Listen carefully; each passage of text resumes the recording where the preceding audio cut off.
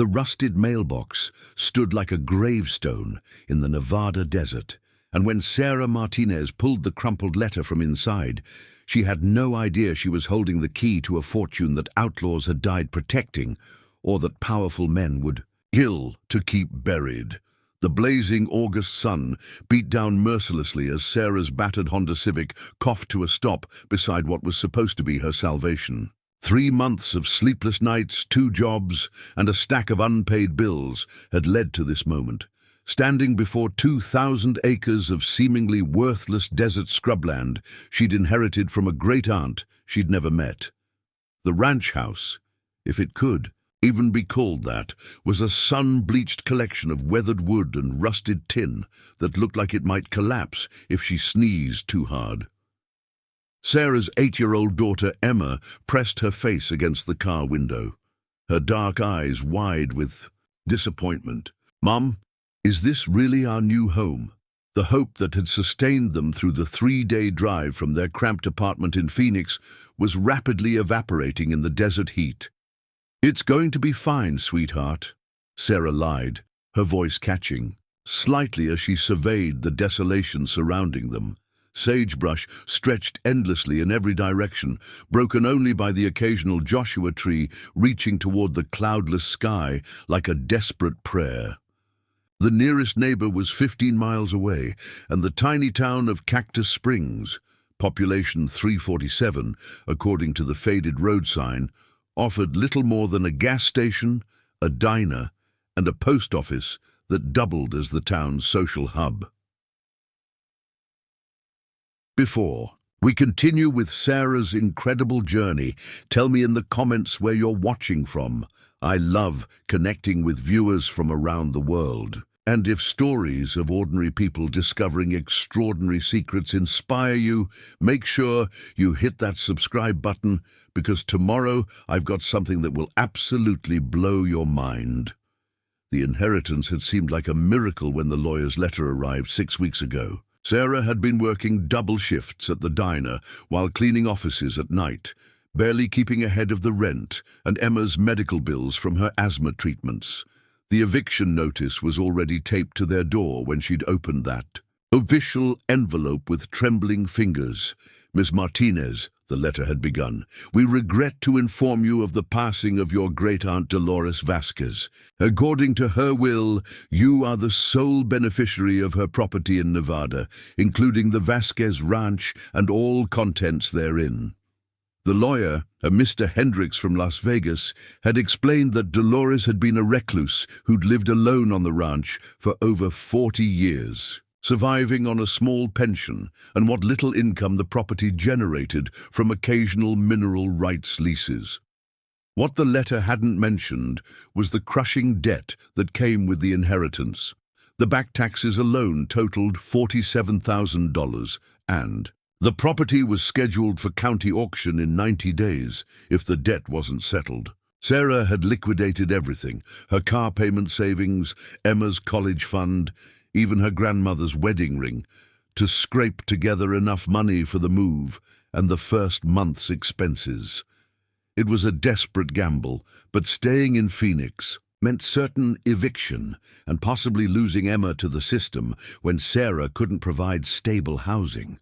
The ranch house key stuck in the warped wooden door, and Sarah had to shoulder the frame to get it open. The interior was a time capsule from another era, with faded floral wallpaper, ancient appliances, and furniture that belonged in a museum.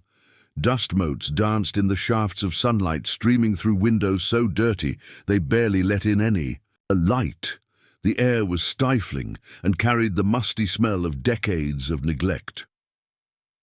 Emma explored the small living room while Sarah checked the kitchen, hoping the propane tanks weren't completely empty and the well pump still functioned. To her relief, both seemed operational, though the water that sputtered from the kitchen faucet was rust-colored and would need to run clear before it was safe to drink.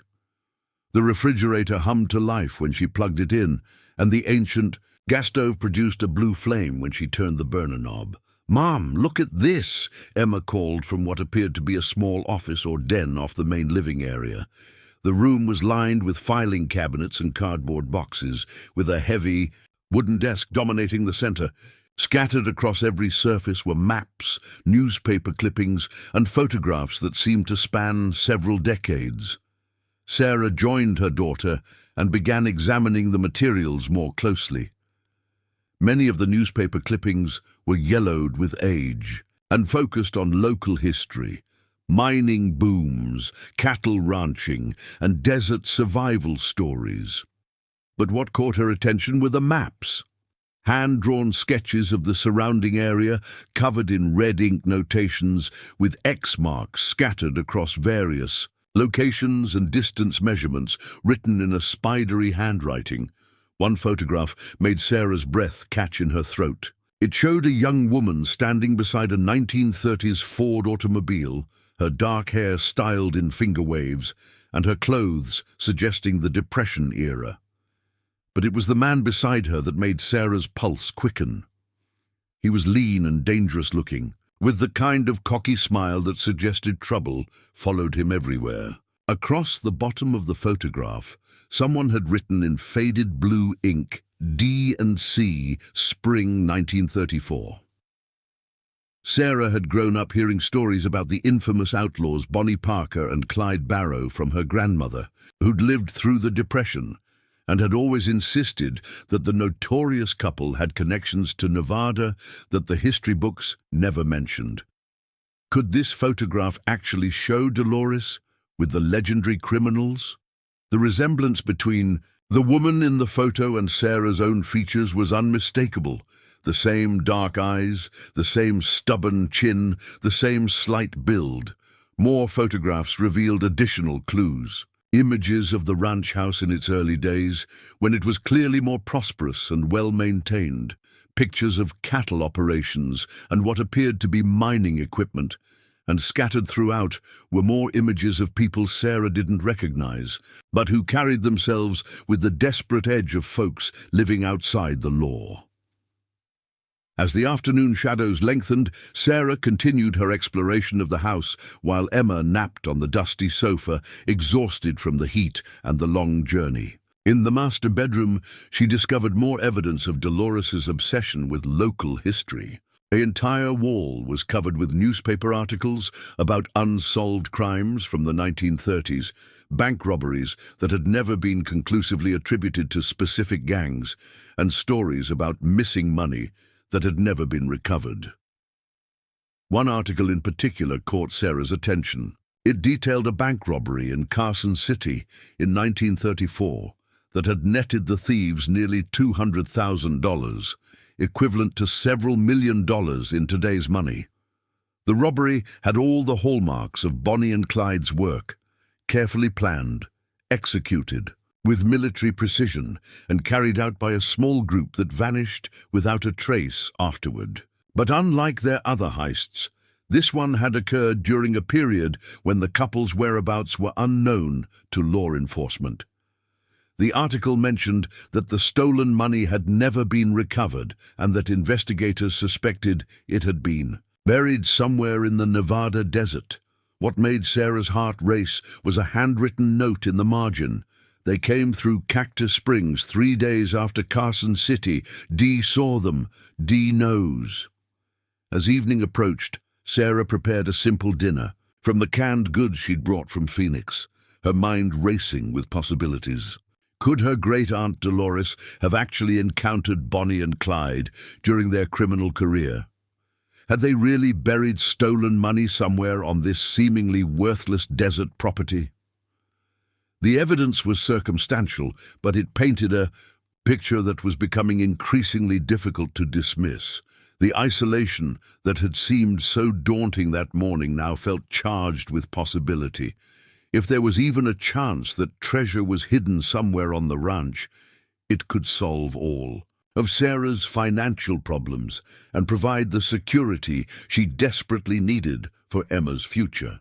But as she tucked her daughter into the small bedroom they would share, Sarah reminded herself that desperate people often saw hope where none existed. That night, as coyotes howled in the distance and the desert wind rattled the windows, Sarah, lay awake, staring at the ceiling and wondering if she'd made the biggest mistake of her life. She had 90 days to find a way to pay the back taxes, or she and Emma would lose their last chance at stability. The rational part of her mind insisted that buried treasure was the stuff of fantasy novels, not real-life solutions to financial problems, but the photographs and maps in Dolores's files suggested otherwise. Someone had spent decades researching and documenting something significant, and Sarah was beginning to suspect that her great-aunt had been sitting on a secret that could change everything. The question was whether she had the courage to pursue leads that might be nothing more than the obsessive fantasies of a lonely desert recluse. As she finally drifted off to sleep, Sarah's last conscious thought was of the photograph showing Dolores with the mysterious man. If that really was Clyde Barrow, and if he really had trusted her great-aunt with information about hidden money, then Sarah Martinez might have inherited far more than a rundown ranch in the Nevada desert. She might have inherited the key to one of the greatest unsolved mysteries of the Depression era. The morning sun was already brutal at 7 a.m. when Sarah discovered the locked room that would shatter every assumption she'd made about her inheritance. She'd been exploring the house systematically, checking for structural problems and trying to assess what repairs were absolutely necessary, when she noticed that the hallway seemed shorter from the inside than it appeared from the outside. Emma was still sleeping, exhausted from their first night in the desert heat, when Sarah began measuring the walls with her footsteps. The discrepancy was significant. Nearly 8 feet of space that should have existed, but didn't. Running her hands along the faded wallpaper, she found what she was looking for, a section where the pattern didn't quite match, indicating a concealed door. It took 20 minutes of careful probing before she located the hidden mechanism. A section of decorative molding depressed with a soft click, and a narrow door swung inward to reveal a windowless room that had been sealed for decades. The stale air that rushed out carried scents of old paper, metal, and something else, something that made Sarah's pulse quicken with recognition. The hidden room was larger than she'd expected, perhaps 10 feet by 12, with rough wooden shelves lining 3 walls. But it was the contents of those shelves that made Sarah's knees go weak. Stacks of cash, neatly bundled and wrapped in oilcloth, filled the lower shelves. Above them were boxes of documents, photographs, and what appeared to be detailed maps. And in the center of the room, mounted on a makeshift easel, was a hand-drawn diagram of the ranch property with dozens of locations marked in red ink. Sarah's hands trembled as she picked up one of the money bundles. The bills were old, their serial numbers sequential, and they were bound with rubber bands that had long since perished. But what made her breath catch was the bank wrapper still partially attached to one bundle. First National Bank of Carson. City, $5,000, the same bank mentioned in the newspaper article she'd read the night before. A leather journal lay open on a small table beside the easel. The handwriting was the same spidery script Sarah had seen on the maps in Dolores's office. But the content was far more explosive than anything she could have imagined. The first entry was dated May 15th, 1934. They came to the ranch today, just as C said they would. D is wounded, but not seriously. C is more dangerous than the newspapers make him sound, but B is the one who truly frightens me. Her eyes hold a coldness that suggests she's already dead inside. They want to bury their take from Carson City, and they've chosen my land because nobody ever comes here. In exchange, they've offered me 10% of the haul and a promise that they'll never reveal the location to anyone else. Sarah sank into the room's single chair, her mind reeling. Dolores hadn't just encountered Bonnie and Clyde. She'd been their partner.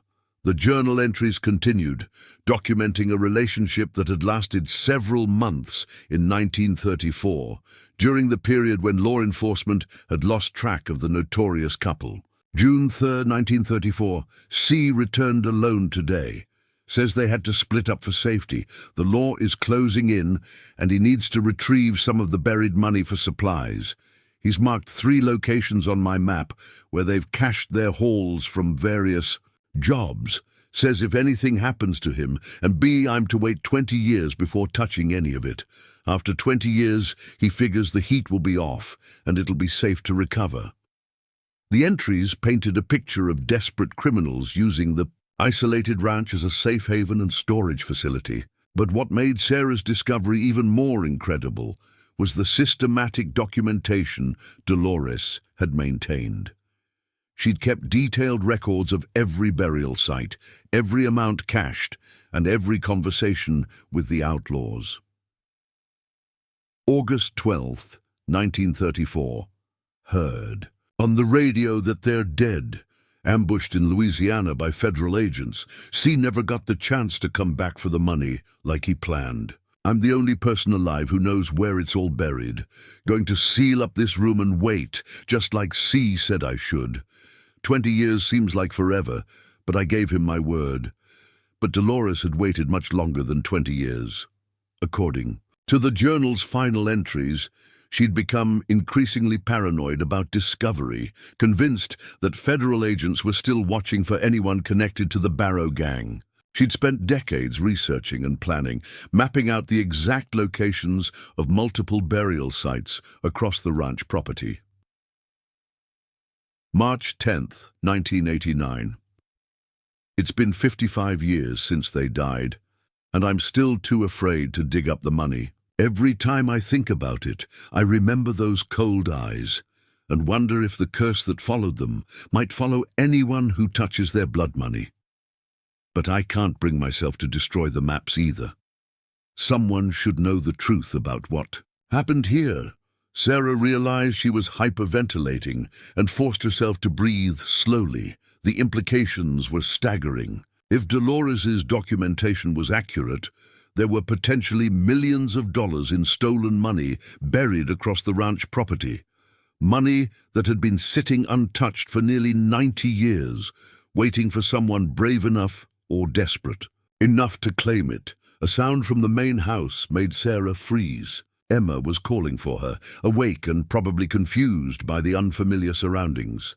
Sarah quickly photographed several pages of the journal with her phone, grabbed one of the detailed maps, and sealed the hidden room behind her. She would need time to process what she'd discovered and figure out her next move. "Mom, where were you?" Emma asked, rubbing sleep from her eyes as Sarah emerged from the hallway. "Just exploring the house, sweetheart. There are lots of rooms I haven't seen yet." Sarah forced her voice to remain casual while her mind raced with the magnitude of her discovery. "Are you hungry? I'll make us some breakfast." As she prepared eggs and toast on the ancient gas stove, Sarah studied the map she'd taken from the hidden room. The ranch property was marked with over a dozen red X's, each accompanied by cryptic notations like CC 5KE and Dallas 12KN. She was beginning to understand that these represented different bank jobs, the amounts stolen, and the direction and distance from the house where the money was buried, but the largest marking was different from the others. Located in a remote canyon on the eastern edge of the property, it was marked with a red circle instead of an X, and the notation read, "Big Score 30M Special." $30 million, even in 1934 currency, represented a fortune beyond anything. Bonnie and Clyde had been known to steal in a single job. Sarah's euphoria was short-lived. As she fed Emma breakfast and tried to maintain normal conversation, the reality of her situation began to sink in. Even if the buried money existed, and that was still a massive if, recovering it would be incredibly dangerous and potentially illegal. The money was still technically stolen property, regardless of how much time had passed. And if word got out about her discovery, she and Emma could become targets for treasure hunters, criminals, or federal agents who might still be interested in closing old cases. More immediately, she had no idea how to actually locate and excavate buried caches that had been undisturbed for 9 decades. The desert was harsh and unforgiving, filled with rattlesnakes, scorpions, and extreme temperatures that could kill the unprepared. She had no excavation equipment, no metal detector, and no experience with treasure hunting of any kind, but she also had 87 days before the county auction, $3,200 in her bank account, and a daughter who deserved better than the poverty and instability that had defined their lives. The photograph of Dolores with the mysterious man seemed to mock her from where she'd left it on the kitchen counter. Had her great-aunt been brave enough to partner with the most dangerous criminals of her era, only to spend the rest of her life too frightened to claim the reward? The sound of an approaching vehicle interrupted Sarah's brooding. Through the dirty kitchen window, she watched a sheriff's department SUV pull up beside her Honda. A tall man in uniform emerged, adjusting his hat against the morning sun as he approached the house. Sarah's first instinct was panic. Had someone already discovered her secret? But she forced herself to remain calm as she opened the door. "Morning, ma'am. I'm Sheriff Jake Morrison. You must be the new owner." The man was perhaps 50, with graying hair and the weathered face of someone who'd spent his career dealing with desert emergencies. His manner was friendly but professional, and Sarah noticed his eyes taking in details of the house and property with practiced efficiency. "Sarah Martinez.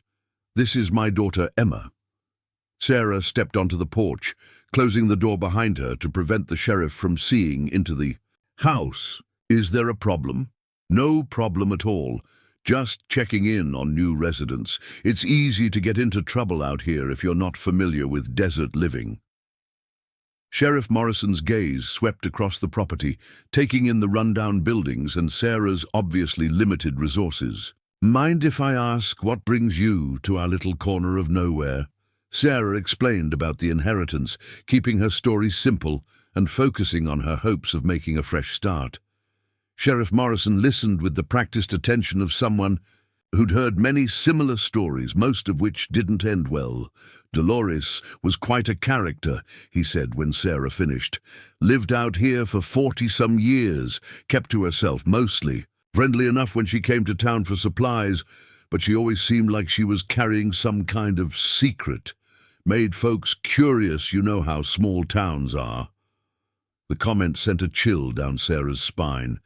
If the locals had suspected Dolores was hiding something, how long before they started wondering about Sarah's activities? What kind of secret? Oh, probably nothing dramatic. Desert living does things to people sometimes, makes them paranoid or obsessive. Dolores was always researching local history, asking questions about old mining claims and Depression-era stories. Some folks thought she might be a treasure hunter, but if she ever found anything, she never spent any money in town. Sheriff Morrison's radio crackled, and he stepped away to answer it. Sarah used the moment to study his face, trying to determine if his visit was routine or if he suspected something. When he returned, his expression had shifted slightly. "I need to head out, but I wanted to give you some advice about living out here. The desert's beautiful, but it's also deadly if you're not careful. Folks sometimes come out here thinking they're going to strike it rich, hunting for lost treasure or old mining claims. Most of them end up as search and rescue cases if we're lucky." The warning was clear, and Sarah nodded seriously. "I'm just trying to make the ranch livable for my daughter and me. Nothing more adventurous than that." "Good to hear. And if you need anything, supplies, advice, or just want to talk to another adult, don't hesitate to call. The isolation can be harder than people expect, especially for someone with a child." He handed her a business card and headed back to his vehicle. As the sheriff's SUV disappeared down the dusty road, Sarah realized her situation had become exponentially more complicated. She wasn't just dealing with buried treasure and financial desperation anymore. She was dealing with local law enforcement who were already suspicious about activities on the ranch. and who would undoubtedly investigate any unusual behavior. The hidden room, filled with cash and the detailed maps of burial sites, were no longer just the solution to her problems. They were potentially the biggest danger she and Emma had ever faced. But with 87 days until foreclosure and no other options, Sarah realized she might have to take risks that would have terrified her just 24 hours earlier. The desert sun climbed higher, promising another brutal day as Sarah. Martinez stood on her porch and contemplated a choice that could either save her family or destroy them completely. The hardware store in Cactus Springs looked like it hadn't been updated since the Eisenhower administration, but it was the only place within 50 miles where Sarah could buy the equipment she desperately needed. 3 days had passed since her discovery of the hidden room, and she'd spent every moment Emma was asleep studying Dolores's maps and journal entries, trying to decode the cryptic notations that marked burial sites across the ranch. The smallest, cache, marked Tucson 2KSW, appeared to be located only 300 yards from the house, buried beneath a distinctive rock formation that Sarah had already identified during her exploration of the property. If she was going to test whether Dolores's documentation was accurate, this seemed like the safest place to start. But she needed tools, and buying excavation equipment in a town where everyone knew everyone else's business required careful planning. Help you find something? The store owner was a weathered man in his 70s who introduced himself as Pete Hawkins. His pale blue eyes held the sharp intelligence of someone who'd spent decades watching people and figuring out their secrets. "I'm fixing up the old Vasquez place," Sarah explained, loading her cart with items that could serve multiple purposes. A collapsible camping shovel for gardening, a metal detector for finding lost fence posts, heavy work gloves for ranch maintenance, and a GPS device for property surveys. Pete's eyebrows rose slightly at the metal detector. "Planning to do some prospecting out there? Folks have been trying to find gold in them hills for over a century. Most of them go home poorer than when they started. Just trying to locate the property boundaries and maybe find some of the old ranch infrastructure that's been buried by sand over the years." Sarah kept her voice casual while her heart hammered against her ribs. "The previous owner left some maps, but they're not very detailed. Dolores always was interested in the history of that place. Used to come in here asking about old mining equipment, soil composition, that sort of thing. Never bought much, though. Always said she was just researching." Pete bagged her purchases with deliberate slowness, clearly hoping for more conversation. Sarah paid in cash and loaded her supplies into the Honda, acutely aware that Pete was watching from the store window. By noon, word would spread through Cactus Springs that the new woman at the Vasquez ranch was buying excavation equipment. In a town of 300 people, that kind of news traveled fast. The drive back to the ranch gave Sarah time to consider the magnitude of what she was attempting. She'd never used a metal detector, had no experience with desert excavation, and was operating on the assumption that a 90-year-old treasure map was accurate. But the alternative was accepting defeat without even trying, and that wasn't something she could do with Emma's future hanging in the balance. Emma was playing with her tablet in the shade of the porch when Sarah returned, the solar charger they'd brought from Phoenix, providing just enough power to keep the device functional. Sarah's heart ached, watching her daughter trying to maintain normalcy in their drastically changed circumstances. Emma deserved stability, security, and opportunities that seemed increasingly impossible to provide through conventional means. "What's all that stuff, Mom?" Emma looked up from her tablet as Sarah unloaded the equipment, tools to help fix up the ranch. "I thought we could explore the property together, maybe find some interesting rocks or old artifacts." Sarah tried to make her treasure hunting sound like a fun mother-daughter activity rather than a desperate gamble. The afternoon heat was already building toward dangerous levels, so Sarah decided to wait until evening to begin her search. She spent the intervening hours studying Dolores's journal more carefully, looking for clues about the burial methods and markers that might help her locate the cache more efficiently.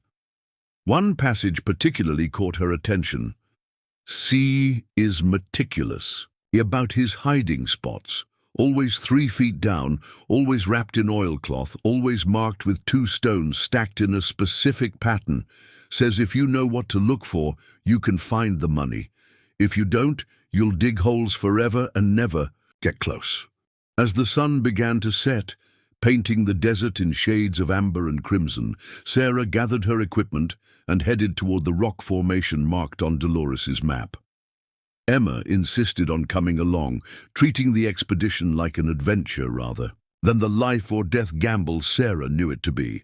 The location was farther from the house than it had appeared on the map, requiring a 20-minute hike across terrain that was beautiful but treacherous. Desert plants with thorns like needles grabbed at their clothes, and Sarah found herself constantly scanning the ground for rattlesnakes. The temperature was dropping rapidly as the sun disappeared, but the rocks still radiated heat like furnaces. The rock formation was exactly as Dolores had described it. 3 large boulders arranged in a triangular pattern with several smaller stones scattered around the base. But finding the specific marker stones mentioned in the journal proved more challenging than Sarah had anticipated. Every rock looked significant. Every shadow could hide a clue. Emma proved to be surprisingly helpful, her young eyes spotting details that Sarah missed. "Mom, look at these 2 rocks. They're different from the others, and they're stacked weird." She pointed to what appeared to be a natural rock pile, but closer inspection revealed that the stones were indeed arranged deliberately, with the smaller stone balanced precisely on the larger one. Sarah's hands shook as she assembled the metal detector. The device was more complex than she'd expected, with multiple settings and sensitivity adjustments that required careful calibration. It took 30 minutes of experimentation before she began to understand how to interpret the electronic signals. The first hour of searching yielded nothing but frustration. The metal detector beeped constantly, responding to buried cans, bits of wire, and other debris that had accumulated over decades. Sarah began to doubt whether the technology could distinguish between trash and treasure, especially when she had no idea what kind of container the money might be buried in.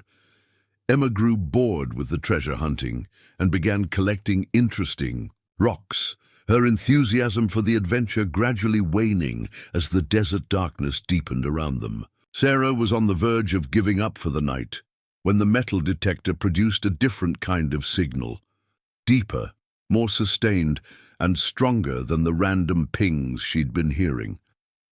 The signal was coming from an area about 6 feet southwest of the stacked marker stones, at a depth that the metal detector indicated was between 2 and 4 feet below the surface. Sarah marked the spot with a bandana and began digging, her inexperience with desert soil immediately apparent. The ground was harder than concrete, baked by decades of desert sun into a surface that resisted every thrust of her shovel. Each scoop of dirt required enormous effort, and within minutes Sarah was drenched in sweat despite the cooling air. Emma held the flashlight, trying to help illuminate the growing hole while expressing increasing concern about her mother's obsessive digging. 2 feet down, Sarah's shovel struck something that wasn't dirt or rock. The metallic clang echoed across the desert silence, causing both mother and daughter to freeze in excitement.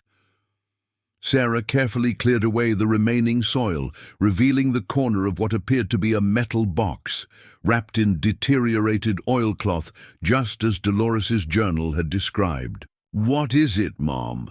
Emma's voice was filled with wonder as Sarah worked to free the container from its earthen grave. The box was heavier than expected, requiring both of them to lift it out of the hole.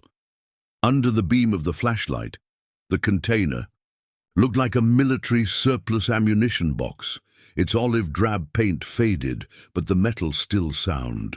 Sarah's heart hammered as she worked the corroded latch, half expecting the box to be empty or filled with worthless objects that would prove Dolores's documentation was fantasy. The lid opened with a rusty squeal, revealing contents that made Sarah's breath catch in her throat. Bundles of cash, wrapped in oilcloth and tied with string, filled the container. But these weren't the old bills she'd seen in the hidden room. These were newer denominations, suggesting that someone had been converting the original stolen money. Over the years, a handwritten note lay on top of the money bundles. If you're reading this, then you've figured out my system. This cash contains $50,000 in untraceable bills, converted from the original Tucson job proceeds. Consider it a test. If you can find this one, you can find the others. But be careful. The desert keeps its secrets for good reasons. DV 1987. Sarah counted the money with trembling fingers. $50,000 in small, worn bills that looked like they'd been circulated for years. It was more money than she'd ever seen in one place, more than enough to pay the back taxes and secure the ranch permanently. But the note suggested this was just the beginning, that other, larger caches were waiting to be discovered. Emma watched her mother count the money with wide eyes, beginning to understand that their lives had just changed dramatically. "Are we rich now, Mom?" "We're going to be okay, sweetheart." Sarah's voice was thick with emotion as she realized that her desperate gamble had paid off.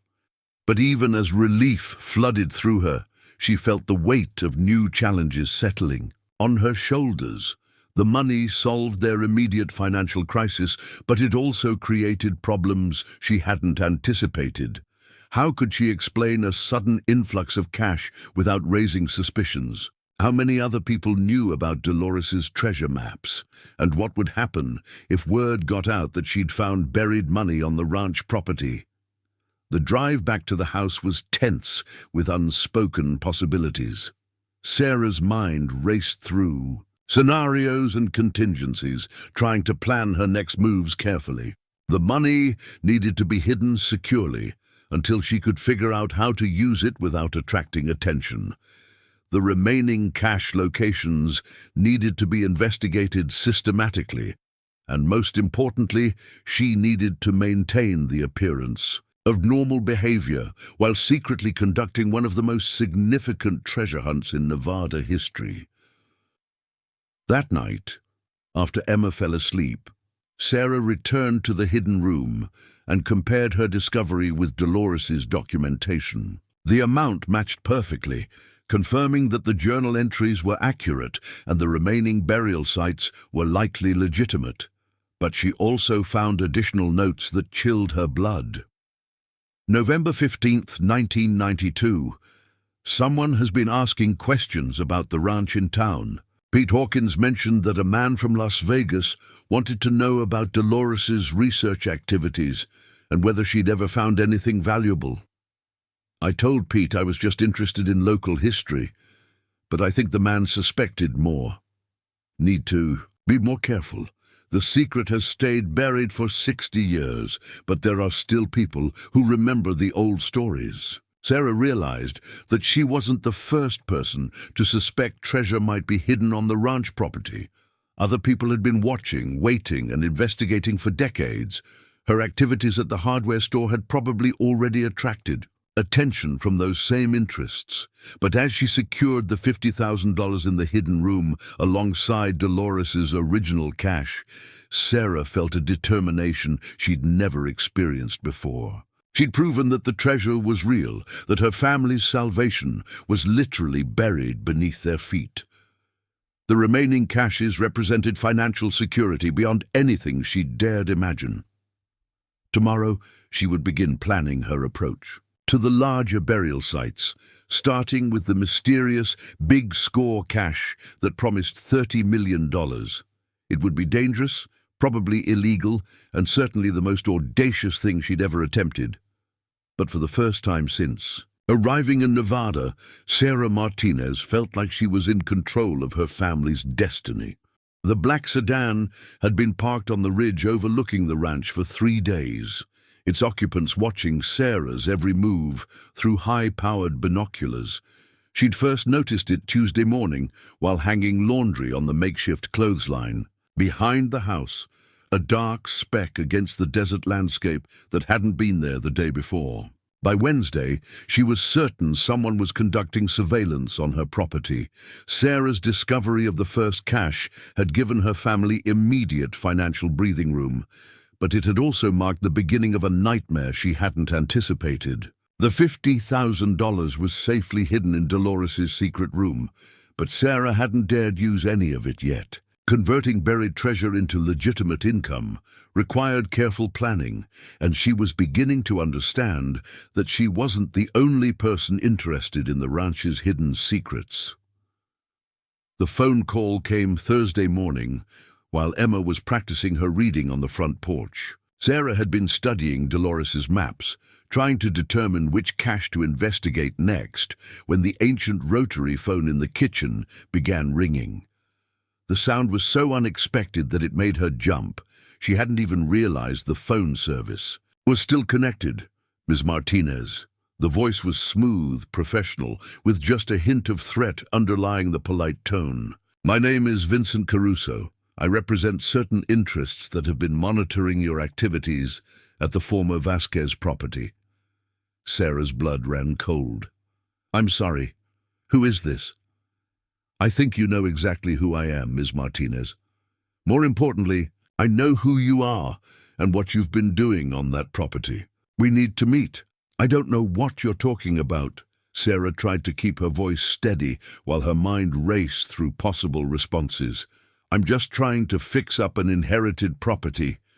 Ms. Martinez, let's not play games. We know about the metal detector, the excavation equipment, and the fact that you've been spending your evenings exploring the eastern section of the property. We also know that you found something 3 nights ago near the Triangle Rock Formation. The level of detail in Caruso's surveillance report made Sarah's knees weak. These people hadn't just been watching, they'd been tracking her movements with professional precision. What do you want? I want to make you an offer that will solve both our problems. There's a diner in Cactus Springs called Rita's Place. Be there tomorrow at 2 o'clock. Come alone and bring whatever you found the other night. The line went dead before Sarah could respond. She stood in the kitchen holding the receiver, her hands shaking as the implications sank in. Professional criminals had been monitoring her activities, knew about her discovery, and were now demanding a meeting. The fantasy of quietly recovering buried treasure and using it to build a new life was crumbling around her. Emma appeared in the kitchen doorway, her young face creased with concern. Mom, who was that? You look scared. Just someone about the ranch, sweetheart. Nothing to worry about. Sarah forced a smile while her mind frantically considered options. Running wasn't practical. She had nowhere to go and no resources to start over again. Fighting wasn't possible. She was a single mother with no experience dealing with criminals, but compliance might be even more dangerous, potentially putting both her and Emma at risk. That afternoon, Sarah drove to Cactus Springs under the pretense of buying groceries, but her real purpose was reconnaissance. Rita's Place was a typical small-town diner with vinyl booths, a long counter, and windows that provided a clear view of the entire interior.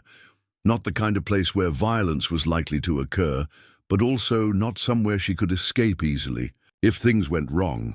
She spent an hour walking around the tiny town, trying to identify potential watchers or backup personnel that Caruso might have positioned. The black sedan was nowhere to be seen, but Sarah had the uncomfortable feeling that invisible eyes were tracking her every movement. Back at the ranch, Sarah spent the evening preparing for multiple contingencies. She photographed every page of Dolores's journal and maps, uploading the images to an encrypted cloud storage account. She wrote a detailed letter explaining her situation and the location of the hidden room, sealing it in an envelope addressed to Sheriff Morrison with instructions to open it only if something happened to her. The letter also contained specific instructions about Emma's care, including contact information for Sarah's sister in California, who had agreed to serve as emergency guardian if necessary. It was the kind of preparation that no parent should have to make, but Sarah had learned that desperate circumstances required desperate measures. Emma sensed the tension and had trouble sleeping, requiring multiple bedtime stories and reassurances before finally drifting off. Sarah spent the night sitting by her daughter's bedside, watching her sleep and wondering if she was making choices that would ultimately destroy everything she was trying to protect. The drive to Rita's place the next afternoon felt like a funeral procession. Sarah had hidden the bulk of the recovered money in the secret room, bringing only $5,000 to the meeting as proof of her discovery. If Caruso demanded more, she would claim it was all she'd found, a partial truth that might buy her time to develop a better strategy. Vincent Caruso was exactly what Sarah had expected from his voice. A well-dressed man in his 50s with silver hair, expensive clothes, and the kind of smooth confidence that suggested he was accustomed to getting his way through intimidation. He was sitting alone in a corner booth when Sarah arrived, nursing a cup of coffee and reading a newspaper like any other small-town resident. "Ms. Martinez, thank you for coming." Caruso stood and extended his hand with the practiced courtesy of a businessman. "Please sit down. Can I buy you lunch?" Sarah remained standing, her purse clutched tightly against her side. "What do you want from me?" "Direct." "I appreciate that in a person." Caruso gestured toward the booth. "Please sit. This conversation will go much better if we can speak civilly." Against her better judgment, Sarah slid into the booth across from him. The diner was nearly empty, except for an elderly couple at the counter and a waitress who was paying no attention to their conversation. "You said you represent certain interests. What kind of interests?" "The kind that have been aware of the Vasquez property's unique history for several decades. We know about Dolores's research, her connection to certain Depression-era activities, and the materials she accumulated during her years of investigation." Caruso's voice was calm, almost conversational, but his eyes held a hardness that made Sarah's skin crawl. "I don't know anything about any of that. I just inherited a run-down ranch that I'm trying to make livable for my daughter." "Ms. Martinez, I saw the photographs." Caruso produced a manila envelope from his briefcase and slid it across the table. "These were taken with a telephoto lens from the ridge above your property." Sarah's heart sank as she opened the envelope. The photographs showed her and Emma at the excavation site, the metal detector in use, the discovery of the buried container, and even clear images of her counting the money under the flashlight. The surveillance had been comprehensive and damning. "What do you want?" Sarah's voice was barely a whisper. "I want to make you a business proposition. My associates and I have been researching the Vasquez property for 15 years. We know there are multiple cache sites, we know the approximate locations, and we know the potential value of what's buried there. What we don't have is legal access to the property." Caruso leaned forward, his expression becoming more intense. "You, on the other hand, have legal ownership of the land, but lack the resources, expertise and security necessary to recover and convert the buried assets safely. I'm proposing a partnership." "What kind of partnership?" 70-30 split. We provide the equipment, personnel, and logistics necessary to systematically recover all the buried caches. We also handle the complex process of converting stolen Depression-era currency into modern, untraceable assets. You maintain legal ownership of the property and provide access for our operations." Sarah's mind raced through the implications. These people clearly had professional capabilities far beyond her amateur treasure hunting, but they also represented exactly the kind of criminal element she'd been trying to avoid. "And if I refuse?" Caruso's expression didn't change, but something cold flickered in his eyes. Miss Martinez, you're a single mother with limited resources and no experience dealing with the kind of attention that treasure hunting attracts. Word about your activities is already spreading through certain circles. How long do you think it will be before other, less reasonable people decide to take an interest in your property? The threat was subtle but unmistakable. Sarah realized that her discovery had thrust her into a world where violence was a routine business tool. How do I know you won't just take everything and leave me with nothing?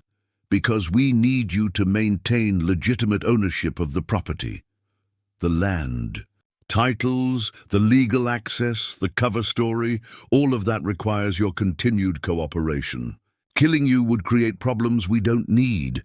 It was hardly reassuring, but Sarah was beginning to understand that she had very few options. I need time to think about this. Of course. But understand that time is a luxury you don't have. Much of. Other people are becoming aware of the situation, and some of them are far less patient than we are. Caruso handed her a business card with only a phone number printed on it. Call me within 48 hours with your decision. As Caruso left the diner, Sarah remained in the booth, staring at the photographs that proved her amateur treasure. Hunting had been completely transparent to professional observers. The $50,000 she'd recovered suddenly felt like bait in a trap, rather than the solution to her problems. The drive back to the ranch was a blur of conflicting thoughts and emotions. She'd wanted to secure Emma's future, but she'd apparently attracted the attention of criminals who saw her as either a useful partner or an obstacle to be eliminated.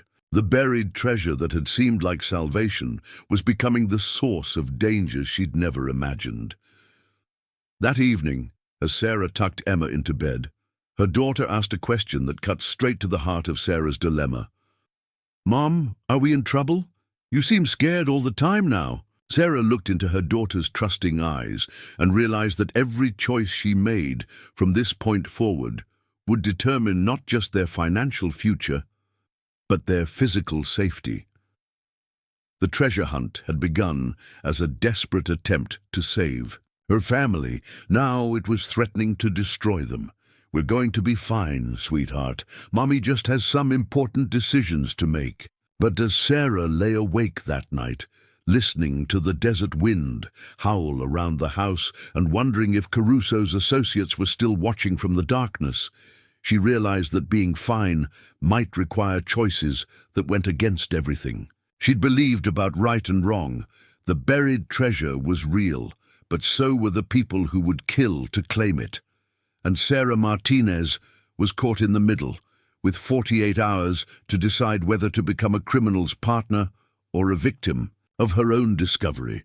The stranger appeared at dawn on Saturday, emerging from the desert like a mirage made flesh. Sarah was checking the solar panels that powered their meager electrical system when she spotted him walking steadily toward the ranch house, carrying nothing but a worn leather satchel and moving with the purposeful stride of someone who belonged. In the harsh landscape, he was tall and lean, perhaps 45 years old, with sun-weathered skin and steel-gray hair that hadn't seen a barber in months. His clothes were practical, faded jeans, boots that had walked thousands of desert miles, and a long-sleeved shirt that protected him from the brutal sun. But it was his eyes that caught Sarah's attention, pale blue, alert, and holding the kind of deep intelligence that suggested he saw far more than he revealed. "Morning," he called out, when he was still 50 yards away, his hands visible and empty in the universal gesture of peaceful intent. "Name's Marcus Webb. I'm looking for Sarah Martinez." Sarah's heart hammered against her ribs. Another stranger knowing her name couldn't be a coincidence, not after Caruso's ultimatum was set to expire in 18 hours. She kept her distance, positioning herself where she could reach the rifle she'd started carrying since the surveillance began. "Depends who's asking and why." Sarah's voice carried across the morning air with more confidence than she felt. "I don't get many visitors." "Out here?" Marcus stopped at the edge of what Sarah had mentally designated as her security perimeter, making no attempt to approach closer without permission. "I knew your great-aunt Dolores. Been watching your situation develop, and I think you could use some help that doesn't come with strings attached." The mention of Dolores sent a chill down Sarah's spine. How many people had known about her great-aunt's activities? What kind of help? The kind that might keep you and your daughter alive. Marcus's tone was matter-of-fact, but Sarah heard the underlying seriousness. Caruso and his people aren't the only ones interested in what's buried on this property, and they're definitely not the most dangerous. Sarah's mouth went dry. She'd spent the past 2 days agonizing over Caruso's partnership offer, weighing the risks of cooperation against the dangers of refusal. The possibility that even more dangerous players were involved hadn't occurred to her. "Who are you, really?" Sarah asked, still maintaining her distance. "Someone who's been keeping an eye on this place for 20 years, waiting for the right person to show up." Marcus set his satchel on the ground and slowly reached into his shirt pocket, producing a photograph that he held up for Sarah to see. "Dolores asked me to watch over whoever inherited her legacy." Even from 30 feet away, Sarah could see that the photograph showed Marcus with Dolores, both of them considerably younger, but clearly the same people. The image had the faded quality of something taken decades ago, and both subjects wore the kind of serious expressions that suggested they were discussing matters of life and death. Dolores never mentioned anyone else knowing about. Sarah gestured vaguely toward the ranch, unwilling to state specifics in case Marcus was another threat disguised as help. "About the caches, the journal, the maps." Marcus smiled grimly. "Dolores told me everything, Sarah. Had to, since I was the one helping her convert the original currency over the years. That 50,000 you found near the Triangle Rocks? I helped her bury the updated bills there in 1987. The revelation hit Sarah like a physical blow. Marcus wasn't just another treasure hunter or criminal. He was Dolores's partner, someone who'd been involved in managing the buried assets for decades. If you've known about the money all this time, why didn't you claim it after she died? Because Dolores made me promise to wait for the right heir, someone desperate enough to take the risks, but honest enough to handle the responsibility. Marcus picked up his satchel and took a single step forward. She was very specific about who should inherit her secret. Had to be family, had to be a woman, and had to be someone with a child to protect. Sarah felt a strange mixture of relief and confusion. She knew I existed. She knew about you, your situation in Phoenix, your daughter's medical needs. Dolores spent her final years researching her family tree, looking for someone who would need the treasure enough to fight for it. Marcus paused, studying Sarah's face. She also knew that claiming her legacy would attract dangerous attention. That's why she wanted me to be here when it happened. The sound of Emma's voice calling from inside the house interrupted their conversation. Sarah glanced toward the door, torn between the need to protect her daughter and the desperate desire to understand what Marcus was offering. "Let me talk to my daughter first," Sarah said. "Then we can discuss this properly." Marcus nodded and settled into a cross-legged position on the desert floor, clearly prepared to wait as long as necessary. His casual acceptance of delay convinced Sarah more than any argument could have that his intentions were genuine. Emma was excited by the prospect of a visitor, the first person besides Sheriff Morrison who'd shown any interest in their isolated existence. Sarah explained that Marcus was an old friend of Dolores who'd come to check on them, keeping the explanation simple while her mind raced through the implications of his appearance.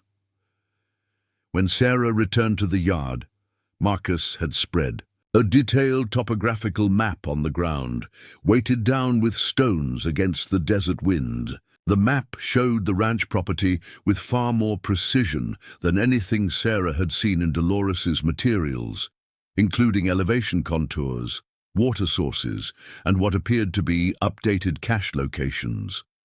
Dolores wasn't the only one keeping records. Marcus explained as Sarah approached. "I've been mapping and monitoring this property for 2 decades. I know every burial site, every potential hazard, and every person who's shown interest in the area." Sarah studied the map, recognizing some locations from Dolores's documents, but seeing many new markings that suggested the treasure sites were more extensive than she'd realized. "How much money are we talking about total?" "Conservative estimate. $43 million in today's purchasing power. The original Depression-era currency has been systematically converted over the years to maintain value and avoid detection by federal tracking systems." Marcus traced a finger across the map indicating various cache sites. "But recovering it safely requires expertise, equipment, and security that you don't currently possess." The amount was staggering, far beyond Sarah's wildest estimates. But the practical challenges Marcus mentioned aligned with her growing realization that amateur treasure hunting was impossibly dangerous. "Caruso offered me a partnership, 70-30, split in exchange for professional support." Marcus's expression darkened. "Vincent Caruso represents a criminal organization that's been trying to access this property for 15 years. They've murdered 3 people who got too close to the truth, including a federal agent who was investigating Depression-era bank robberies." Sarah's blood ran cold. "They're killers. They're professionals who eliminate obstacles. Right now, you're useful to them because you have legal ownership of the land. But once they've recovered the major caches, you become a liability who knows too much about their operation." The conversation was interrupted by the distant sound of vehicles. Approaching, Marcus immediately rolled up his map and rose to his feet, his entire demeanor shifting to high alert. "How many people know you're here?" he asked urgently. "Just Emma and me. Sheriff Morrison checked in earlier this week, but—" Sarah's voice trailed off as she realized the implications. 2 black SUVs were approaching fast, kicking up clouds of dust that were visible from miles away. Marcus cursed under his breath and began scanning the terrain around the ranch house, clearly evaluating defensive positions. "Caruso's people. They're not waiting for your decision." Marcus grabbed Sarah's arm. "We need to get you and Emma somewhere safe right now." Sarah's mind went blank with panic. Emma was still inside the house, completely unaware that their lives were in immediate danger. The rifle she'd been carrying was leaning against the porch, too far away to be useful if the approaching vehicles contained hostile forces. "The hidden room," Sarah said suddenly. "Dolores built a secret room inside the house. Emma and I could hide there while you—" "No good. If they're here for a confrontation, they'll search the house systematically." Marcus was already moving toward his satchel, pulling out items that Sarah realized were weapons and communication equipment. "We need to get off the property entirely." But even as Marcus spoke, Sarah could see that escape was impossible. The approaching vehicles were moving too fast, and there was nowhere to run in the open desert terrain. Whatever was about to happen, they would have to face it at the ranch house. "Emma!" Sarah called toward the house. "Come outside, sweetheart. We have visitors coming." Her daughter appeared in the doorway, her young face bright with curiosity rather than fear. Sarah's heart broke as she realized that Emma had no understanding of the danger they were facing. The first SUV skidded to a stop 50 feet from the house, its doors opening immediately to disgorge 4 men in dark clothing. Sarah recognized Vincent Caruso emerging from the passenger seat, but the other 3 were strangers who moved with the coordinated precision of military or law enforcement personnel. The second vehicle positioned itself to block any escape route toward the main road, its occupants remaining inside but clearly ready to respond to resistance. "Ms. Martinez," Caruso called out, his voice carrying the false friendliness of someone who held all the advantages. "I hope you've had time to consider our offer. I'm afraid circumstances have accelerated our timeline." Marcus stepped slightly, in front of Sarah, his hand resting casually on something hidden beneath his shirt. "Vincent, still recruiting amateurs to do your dirty work, I see." Caruso's expression shifted from confident to wary as he recognized Marcus. "Marcus Webb. I should have known you'd surface eventually. Dolores always said you were her insurance policy." The exchange confirmed Sarah's growing suspicion that Marcus was far more than just Dolores's friend. These men knew each other, had history together, and were now facing off over control of the buried treasure. "The lady hasn't made her decision yet," Marcus said calmly. "I suggest you give her the space to think it through properly." "The lady's thinking time has expired." Caruso gestured toward his associates, who began spreading out to surround the ranch house. "We have information that federal agents are planning to investigate this property next week. If we're going to recover the assets, it needs to happen now." Sarah felt the walls closing in around her. Federal agents, criminal organizations, and mysterious allies were all converging on her isolated ranch, treating her family as pieces in a game she didn't understand. The buried treasure that had seemed like salvation was becoming the catalyst for a confrontation that could destroy everything she'd tried to protect. Emma moved closer to her mother, finally sensing the tension in the adult conversation, even if she didn't understand its implications. Sarah put her arm around her daughter's shoulders, feeling the weight of responsibility for the choices that had led them to this moment. "What exactly are you proposing?" Sarah asked Caruso, buying time while her mind raced through options that seemed increasingly limited. "Immediate excavation of the 3 largest cache sites. My team has the equipment and expertise to complete the operation within 72 hours. Your share of the recovery will be sufficient to solve all your financial problems permanently." It was the same offer he'd made at the diner, but delivered now with the implicit threat of overwhelming force. Sarah realized that refusing wasn't really an option, not with armed men surrounding her property and her daughter standing beside her. But as she prepared to accept terms that would make her complicit in what was clearly a criminal enterprise, Marcus spoke quietly in her ear. "There's another way, Sarah, but it requires trusting me completely, and it might put you in even more danger in the short term." Sarah looked into Marcus's pale blue eyes and saw something she hadn't expected: genuine concern for her welfare rather than calculated self-interest. After days of feeling completely alone with impossible choices, the possibility of a true ally was almost overwhelming. "What other way?" she whispered. "Let me show you what Dolores really left you. It's not just buried treasure, Sarah. It's something that could change everything." Marcus's revelation came in the form of a worn brass key that he pulled from his satchel, its surface etched with symbols that meant nothing to Sarah, but everything to someone who understood Dolores's true legacy. While Caruso's men maintained their perimeter around the ranch house, Marcus led Sarah and Emma through a series of hand signals that indicated they should follow him toward the barn, the one building on the property that Sarah hadn't thoroughly explored.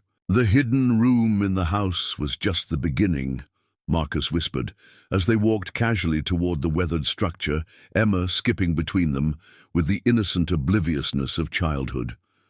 Dolores knew that anyone smart enough to find the first cache would eventually discover the secret room, but what she really wanted to protect required something much more sophisticated. The barn looked like it was on the verge of collapse, its wooden walls bleached gray by decades of desert sun, and its roof sagging under the weight of accumulated sand and debris. Sarah had assumed it was empty, except for the rusted farming equipment she'd glimpsed through gaps in the siding. But as Marcus inserted the brass key into what appeared to be a decorative iron bracket near the main doors, Sarah heard the distinct sound of heavy machinery activating somewhere beneath their feet. A section of the barn floor, covered by what Sarah had assumed was a permanently fixed concrete pad, began to rise on hydraulic lifts that had been concealed for decades. The revealed opening descended into darkness, but LED lights automatically illuminated a staircase that disappeared into what was clearly an extensive underground facility. Dolores built this over a 15-year period, starting in the late 1970s. Marcus explained as they descended into the subterranean complex. She knew that the surface caches were just the appetizer. The real treasure required protection that could withstand federal investigations, criminal organizations, and natural disasters. The underground facility was far more extensive than Sarah could have imagined. Multiple rooms branched off from a central corridor, each one serving a specific purpose in what was clearly a sophisticated operation. The first room contained communication equipment that looked decades ahead of anything Sarah had seen, with multiple monitors displaying satellite imagery, radio frequency scanners, and what appeared to be real-time surveillance feeds from hidden cameras positioned around the ranch property. How is this possible? Sarah's voice echoed in the underground space as she tried to process the scale of what Dolores had constructed. The cost alone must have been enormous. Dolores wasn't just converting stolen Depression-era currency, Marcus explained, activating additional lighting systems that revealed the full scope of the facility. She was investing it. 40 years of careful financial management, combined with her engineering background, allowed her to build something that federal agencies would envy. The second room took Sarah's breath away entirely. Wall-to-wall shelving contained what appeared to be millions of dollars in neatly organized currency, but it wasn't the random bundles of cash she'd found in the surface caches. These were systematic arrangements of modern denominations, organized by serial number sequences and accompanied by documentation that suggested each bill had been carefully laundered through legitimate financial channels. This is the real treasure, Marcus continued, gesturing toward filing cabinets that contained what appeared to be decades of financial records. Dolores didn't just hide Bonnie and Clyde's stolen money. She used it as seed capital to build a financial empire that's been generating wealth for 4 decades. Emma wandered through the underground rooms with the wide-eyed fascination of a child exploring a secret cave, completely unaware that she was looking at one of the most sophisticated treasure preservation systems ever constructed by a private individual. Sarah followed her daughter while trying to comprehend the magnitude of what she'd inherited. The third room contained something that made Sarah's engineering background finally useful in understanding Dolores's vision. Multiple computer servers hummed quietly in climate-controlled cabinets, their displays showing financial data that updated in real time. Stock portfolios, commodity futures, international currency exchanges, and real estate investments were all being monitored and managed by automated systems that had been running without human intervention for months. Dolores taught herself computer programming in the 1980s, Marcus explained, noting Sarah's fascination with the technology. She realized that buried cash was a temporary solution. Real security required diversification into legitimate investments that could generate ongoing income while maintaining complete anonymity.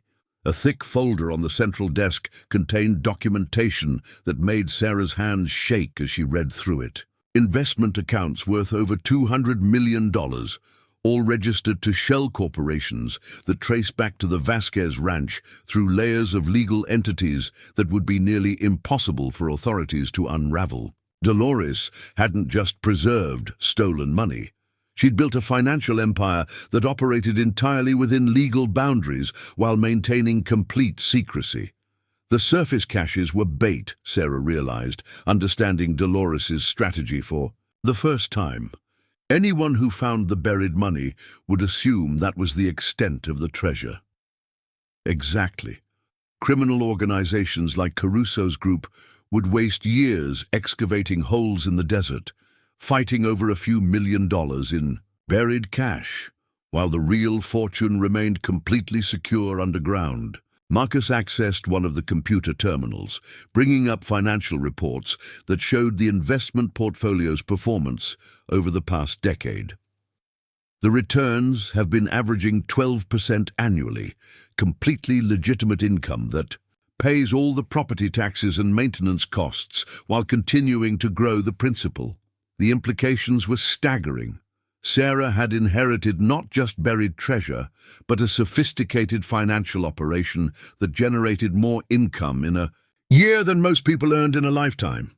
The crushing debt and desperate circumstances that had driven her to Nevada were suddenly meaningless compared to the resources she now controlled. But even as relief flooded through her, Sarah realized that Caruso's men were still surrounding the ranch house above, and that knowledge of the underground facility made her exponentially more valuable to criminal organizations. If they discovered what she'd found, Emma would never be safe again.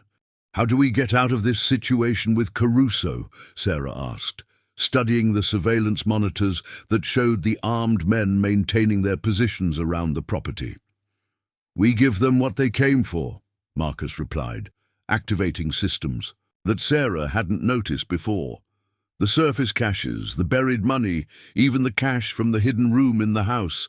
Let them think they've found everything. But that's still millions of dollars. It's less than 1% of what you actually control now. And more importantly, it gets them off the property permanently. Marcus brought up additional camera feeds that showed approaching vehicles in the distance, especially since federal agents are actually on their way, just like Caruso claimed. The new vehicles were unmarked, but moved with the coordinated precision of law enforcement. 3 black sedans approaching from different directions, their timing suggesting a carefully planned operation. Sarah realized that Caruso's ultimatum hadn't been entirely fabricated. Federal interest in the property was real and immediate. "FBI?" Sarah asked, watching the professional deployment of what were clearly federal agents. "Treasury Department. Most likely. They've been investigating Depression-era bank robberies for decades, following money trails that occasionally surface in estate settlements or property transfers." Marcus began shutting down non-essential systems, preparing the underground facility for what might be an extended period of concealment.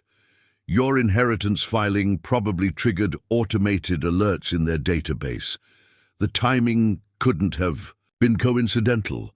Sarah's legal claim to the property, combined with her obvious treasure hunting activities, had attracted federal attention just as criminal organizations were making their move. The convergence of law enforcement and criminal elements around her isolated ranch was creating exactly the kind of situation that could result in tragedy. What happens to Emma if this goes wrong? Sarah's voice was barely a whisper as she watched her daughter explore the underground facility with innocent curiosity. "Nothing goes wrong," Marcus replied with quiet confidence. "Because we're going to control exactly what everyone finds, and we're going to make sure all the dangerous players get what they need to disappear permanently." Marcus led them to a final room that Sarah hadn't noticed before, one that contained equipment she didn't recognize, but that clearly served security purposes. Multiple monitors showed not just surveillance feeds from around the property, but what appeared to be communication intercepts from the various groups converging on the ranch. "Caruso's people are getting nervous about the federal agents," Marcus observed, listening to radio transmissions through sophisticated monitoring equipment. "They're planning to accelerate their timeline, possibly within the next hour. And the federal agents, they're setting up a perimeter to observe and document before moving in. Standard procedure for potential treasure recovery operations." Marcus made adjustments to the communication equipment, "which gives us a narrow window to orchestrate exactly how this plays out."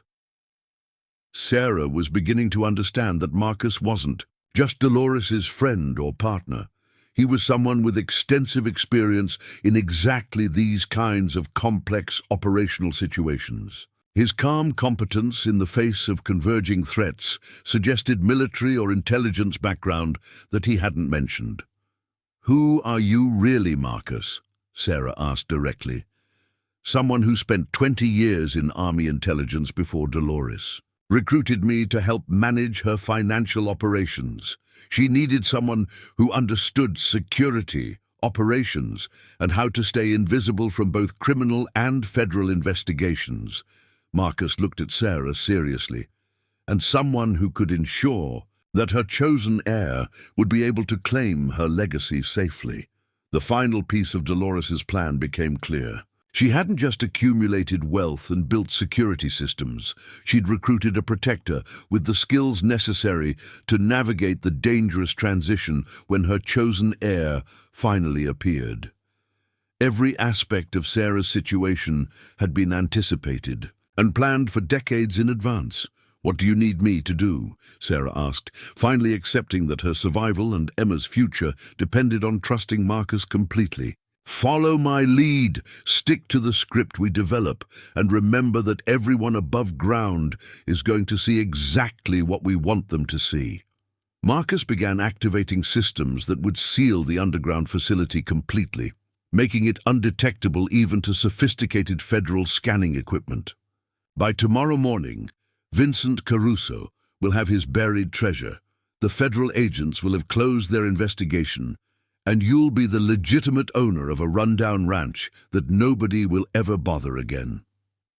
As they prepared to return to the surface, Sarah realized that her desperate gamble to save her family had led to something far more significant than financial security.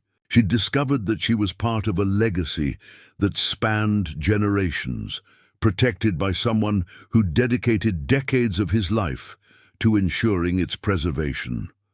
The underground facility sealed itself behind them as they climbed back into the desert. Sunlight, its existence once again invisible to anyone who didn't possess Dolores's brass key. Above ground, armed men were preparing for confrontations that would determine the immediate fate of everyone on the property. But below ground was a secret that could secure Emma's future for generations to come, protected by systems that had been tested and refined over decades of careful preparation. Sarah Martinez was no longer a desperate single mother gambling with buried treasure. She was the heir to one of the most sophisticated private intelligence operations in the American Southwest, and she was about to learn exactly how dangerous that inheritance could be. The choreography of deception began with Marcus positioning Sarah and Emma exactly where Caruso's surveillance would capture their apparent cooperation. Standing beside the triangle rock formation, where Sarah had found her first cache, Marcus handed her a metal detector and began speaking loudly enough for the hidden microphones to record every word of their staged conversation. The journal indicates 3 more sites within 100 yards of this location, Marcus announced, his voice carrying the authority of someone who'd spent decades managing clandestine operations. "Based on Dolores's notations, we should be able to recover approximately 200,000 in the original currency, plus whatever she converted over the years." Sarah played her part perfectly, nodding enthusiastically while sweeping the metal detector across ground that Marcus had secretly seeded with metallic objects the night before. The deception was elegant in its simplicity. Give Caruso's people exactly what they expected to find, while the real treasure remained completely hidden beneath their feet. Emma, believing they were engaged in another treasure-hunting adventure, helped mark locations where the metal detector registered significant readings. Her genuine excitement sold the performance better than any professional acting could have accomplished, and Sarah felt a pang of guilt at involving her daughter in such an elaborate deception. The first federal agent appeared on the eastern ridge at exactly 10:30, his presence announced by the subtle shift in radio chatter that Marcus monitored through his concealed earpiece. Agent Jennifer Harrison was a 15-year veteran of Treasury Department investigations, specializing in Depression-era financial crimes that occasionally surfaced in modern inheritance cases. Her team had been tracking potential Bonnie and Clyde connections for months, following paper trails that had led them to the Vasquez ranch. "Contact approaching from the southeast," Marcus murmured to Sarah, never pausing in his systematic examination of Dolores's maps. "Federal agent? Probably Treasury. Let me handle the initial contact." Agent Harrison descended from the ridge with the confident stride of someone accustomed to taking charge of complex situations. She was perhaps 45, with graying hair pulled back in a professional style and the kind of alert intelligence that missed nothing. Her clothing was practical rather than formal. Desert boots, khaki pants, and a jacket that undoubtedly concealed body armor and communications equipment. "Good morning," Harrison called out when she was still 20 yards away, her hands visible and her approach deliberately non-threatening. "I'm Agent Harrison, Treasury Department. I'd like to speak with Sarah Martinez about some historical research we're conducting." Marcus straightened slowly, his movements casual, but positioning himself where he could protect Sarah and Emma if the situation deteriorated. "Agent Harrison, I assume this visit relates to the recent inheritance transfer and the property's Depression era connections. You're well-informed, Mr. Webb, Marcus Webb. I'm a historical consultant helping Ms. Martinez research her great-aunt's documentation." The cover story was simple and credible, exactly the kind of explanation that would satisfy federal investigators who weren't expecting sophisticated deception. Harrison's attention shifted to Sarah, her professional assessment taking in the metal detector, the scattered maps, and the obvious signs of amateur treasure hunting. "Ms. Martinez, we understand you've discovered some materials that might relate to unsolved federal crimes from the 1930s. We'd appreciate the opportunity to examine those materials and discuss your findings." Sarah had rehearsed this moment with Marcus, but facing an actual federal agent still made her heart pound with nervous energy. "Agent Harrison, I've found some old newspaper clippings and what appear to be hand-drawn maps, but I'm not sure they're related to anything criminal. My great-aunt seemed interested in local history. May I see the materials you've discovered?" Marcus produced a carefully edited selection of Dolores's documents, enough to establish the historical connection without revealing the full scope of her research. The federal agent examined the papers with obvious expertise, her expression growing more interested as she recognized the significance of what she was seeing. These appear to be authentic Depression-era documents, possibly connected to the Barrow Gang's activities in Nevada during 1934. Harrison looked up from the papers. "Have you found any physical evidence? Currency, personal effects, anything that might have been buried or hidden on the property?" The question was exactly what Marcus had anticipated. Sarah gestured toward the excavation site where they'd been working, showing Harrison the small cache they'd prepared specifically for federal inspection. The container held period-appropriate currency, totaling approximately $15,000, along with personal items that could plausibly have belonged to Depression-era criminals. "We found this yesterday evening," Sarah explained, maintaining the timeline that Marcus had established.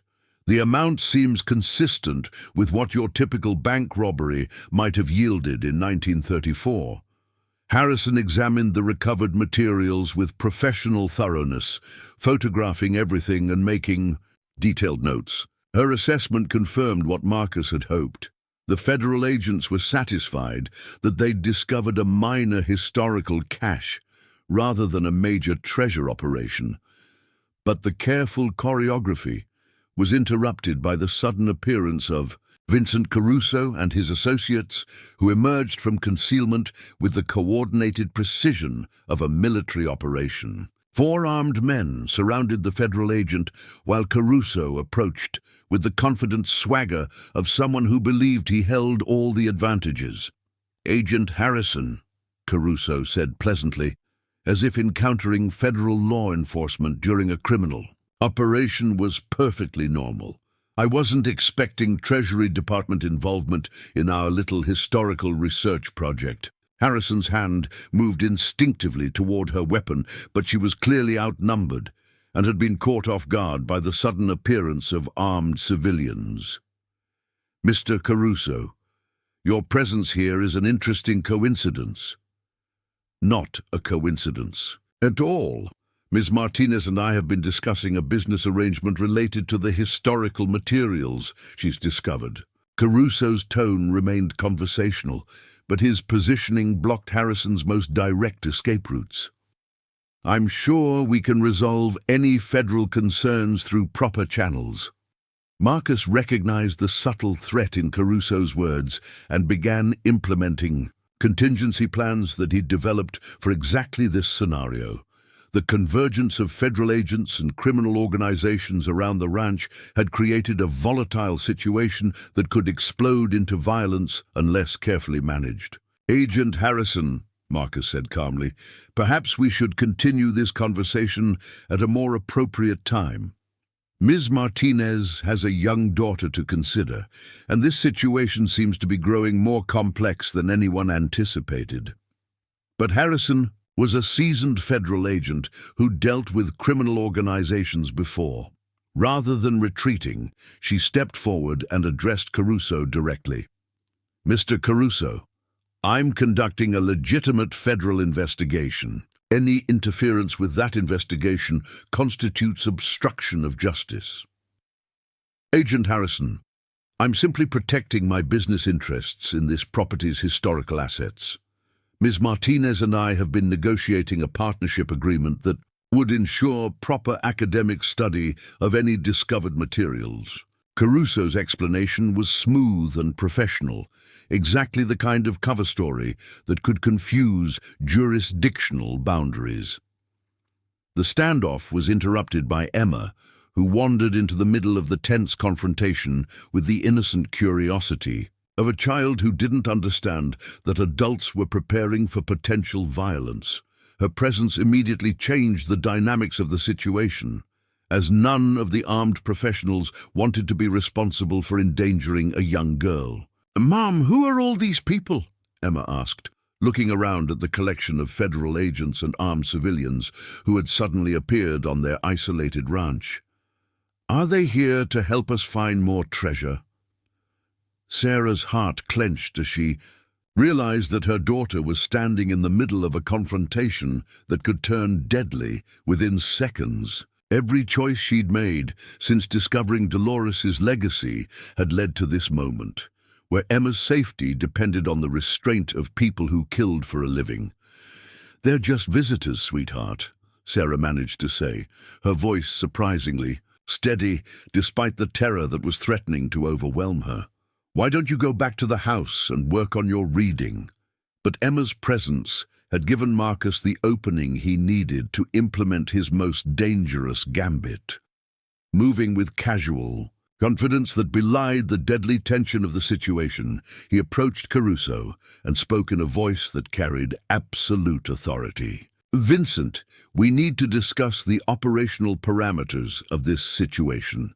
You have federal attention, I have proprietary information, and Ms. Martinez has legal ownership of the assets we're all interested in." Marcus paused, letting his words sink in. "I suggest we establish a temporary partnership that serves everyone's interests." Caruso's eyes narrowed as he recognized that Marcus possessed far more operational knowledge than his cover story as a historical consultant would suggest. "What kind of partnership?" "The kind where we systematically recover all the buried assets, document everything for federal satisfaction, and ensure that everyone leaves this property with what they came for." Marcus gestured toward the excavation equipment they'd been using. "Ms. Martinez gets clear title to her inheritance, Agent Harrison gets resolution of her federal investigation, and you get access to the historical materials your organization has been seeking." It was a proposal that required incredible audacity and perfect execution, But Marcus had spent 20 years preparing for exactly this kind of complex negotiation. He was offering to orchestrate a three-way partnership between a federal agent, a criminal organization, and an innocent inheritor, with stakes that included millions of dollars and multiple felony charges. Agent Harrison looked skeptical but intrigued. Federal agents were accustomed to making deals with criminal organizations when it served investigative purposes, and the opportunity to resolve a decades-old case while maintaining operational control was appealing. "What exactly are you proposing, Mr. Webb?" Harrison asked, her professional instincts recognizing that Marcus possessed expertise that went far beyond historical consulting. Complete transparency. "We systematically excavate all the potential burial sites documented in Dolores's materials, with federal oversight to ensure proper handling of evidence and academic documentation of historical findings." Marcus spread out the edited maps he'd prepared. "Mr. Caruso's organization provides excavation expertise and security. Ms. Martinez maintains legal ownership of the property, and Agent Harrison ensures federal compliance." Caruso studied the maps with obvious professional interest, recognizing locations that his organization had been trying to access for years.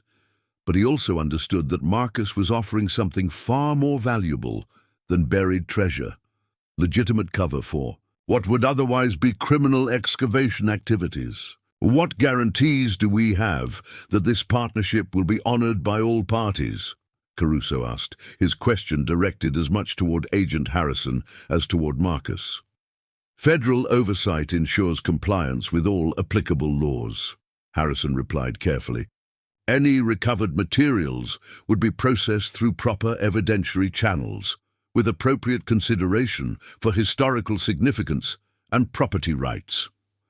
It was exactly the kind of bureaucratic language that could mean anything or nothing, depending on how the situation developed, but Marcus understood that Harrison was offering implicit cooperation in exchange for systematic resolution of her investigation. "Ms. Martinez," Marcus said, turning to Sarah with an expression that conveyed both reassurance and warning, "this partnership would require your full cooperation in documenting and recovering all the materials your great-aunt accumulated.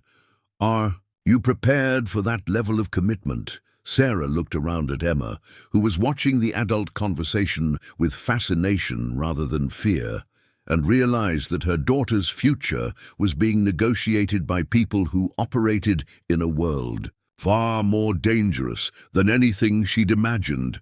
But she also recognized that Marcus was offering her the only path that led to genuine safety for both of them. "I want my daughter protected, and I want clear legal ownership of this property," Sarah said firmly. "If this partnership can guarantee both of those things, then I'm willing to cooperate fully." The agreement was sealed with handshakes that carried the weight of life and death consequences. Agent Harrison would provide federal oversight and legal protection. Caruso's organization would handle excavation and security. Marcus would coordinate operations and ensure Sarah's interests were protected. And Sarah would provide access to Dolores's complete documentation and full cooperation with the systematic recovery process. But as the unlikely partners began planning their joint operation, Sarah realized that Marcus had orchestrated something far more sophisticated than a simple treasure hunt. He'd created a situation where federal agents would unknowingly provide security for criminal excavation activities, while criminal organizations would unknowingly provide cover for federal evidence gathering, all while protecting the real treasure that remained completely hidden in Dolores's underground facility. The surface caches would be recovered under federal supervision, documented as historical findings, and distributed according to legal and bureaucratic protocols that would satisfy everyone's immediate needs. But the true legacy, the sophisticated financial empire that Dolores had built over 4 decades, would remain Sarah's secret, protected by systems that had been tested and refined through exactly this kind of complex operational challenge. As the sun reached its zenith over the Nevada desert, Sarah Martinez stood in the middle of a partnership between federal agents and career criminals, knowing that her family's survival depended on maintaining perfect deception while navigating the most dangerous situation of her life. But she also knew that somewhere beneath her feet was security beyond anything she'd ever imagined, protected by a woman who'd spent 40 years preparing for exactly this moment. The game was far from over, but for the first time since discovering Dolores's legacy, Sarah felt like she might actually win. 6 months later, Sarah Martinez stood on the porch of her transformed ranch house, watching Emma play in the garden they'd planted where the old excavation sites used to be. The November air carried the crisp promise of winter, but the solar panels Marcus had helped her install provided enough power to keep the house comfortable through the desert's seasonal extremes. The property that had once seemed like a desperate last chance had become something she'd never dared imagine, a genuine home where she and Emma could build whatever future they chose.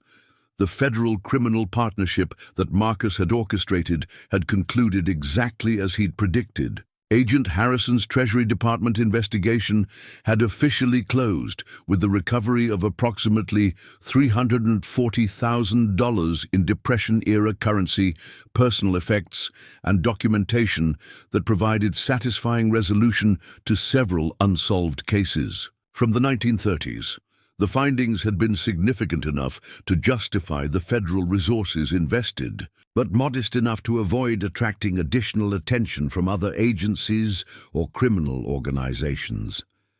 Vincent Caruso and his associates had received their agreed-upon share of the recovered materials, along with complete documentation that allowed them to establish legitimate provenance for their historical acquisitions. More importantly, they'd been convinced that the Vasquez ranch had been completely excavated and held no additional treasures worth pursuing. The criminal organization had moved on to other opportunities, satisfied that they'd claimed everything of value from Dolores's legacy. The official reports filed by both federal agents and Caruso's organization described the ranch as a minor, historical site that had yielded modest but academically significant findings. Property records showed clear title transfer to Sarah Martinez, with all debts satisfied and no outstanding liens or legal complications. To anyone examining the documentation, the Vasquez ranch appeared to be exactly what Sarah claimed, a run-down desert property that a single mother was slowly renovating as a family home. But beneath the surface, normalcy was a transformation that would have astonished anyone who'd known Sarah during her desperate Phoenix days. The underground facility that Marcus had revealed continued generating investment returns that averaged over 15% annually, providing Sarah with an income that exceeded what most professionals earned in their peak career years. The sophisticated financial systems that Dolores had built operated completely autonomously, requiring only occasional monitoring and strategic adjustments that Marcus handled during his regular visits. Sarah had learned to access and understand the computer systems that managed her inherited wealth, but she'd been careful never to make dramatic changes to her visible lifestyle that might attract unwanted attention. The ranch house had been renovated thoughtfully, with improvements that appeared consistent with someone living on modest savings rather than vast investment returns. Solar power, improved water systems, and basic structural repairs were exactly the kind of practical upgrades that neighbors would expect from a resourceful single mother. Emma had adapted to their new life with the resilience that children possess, treating their desert home as an adventure rather than exile from civilization. She'd learned to identify desert plants and animals, had become an expert at spotting interesting rocks and fossils, and had developed the kind of self-reliance that came from living in an environment where independence was essential for survival. Her asthma had improved dramatically in the dry desert air, reducing her medical expenses to almost nothing, while improving her overall health and energy. The homeschooling curriculum that Sarah had implemented was far superior to anything Emma would have received in Phoenix's overcrowded public schools. Access to high-speed internet through satellite connections allowed Emma to participate in advanced online programs, while the isolation of ranch life provided unlimited opportunities for hands-on learning about science, mathematics, and practical skills. Emma was receiving an education that would have cost tens of thousands of dollars annually in private schools, funded invisibly by the investment returns that continued accumulating in offshore accounts. Marcus had become a regular presence in their lives, visiting monthly under the cover of ongoing historical research and property management consultation. His military intelligence background had proved invaluable in establishing security protocols that protected Sarah's real situation while maintaining perfect operational deception. He taught Sarah techniques for detecting surveillance, managing communications security, and maintaining the kind of situational awareness that could prevent dangerous surprises. But Marcus had also become something more personal than just operational support. The partnership that had begun with shared danger had evolved into genuine friendship, and increasingly into something that felt like the family connection that both Sarah and Emma had been missing. Marcus understood the isolation that came with protecting dangerous secrets, and Sarah understood the loneliness of someone who'd spent decades living under assumed identities for operational security.